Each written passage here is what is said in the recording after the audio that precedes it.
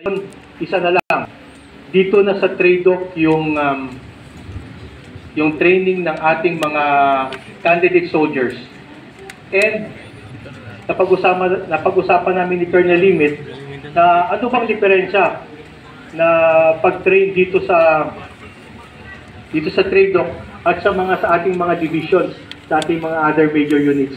Sabi ko naman, parang kitang-kita naman, napaka-snappy ng ating mga graduates na bago.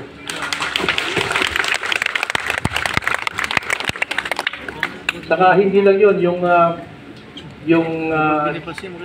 hindi lang dito sa parade, pati sa standard kasi ng ating mga instructors na nasa SES, ay kinukuha natin lahat ng magagaling, lahat ng mga nag-graduate ng mga top, lahat ng nakita natin mga graduates ng mga sundalo natin na magiging training models natin.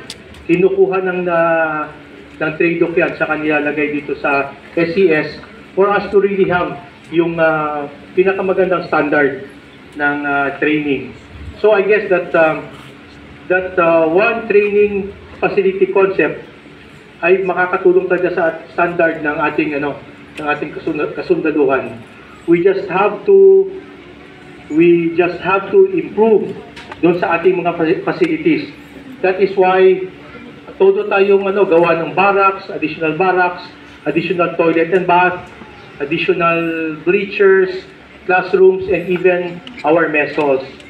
So sa part na yon, with this one training facility concept, as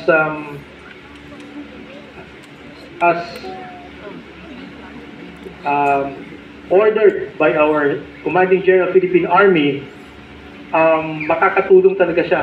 And it will not only standardize yung training ng ating mga candidate soldiers, but also improve the facilities here at the School for Candidate Soldiers.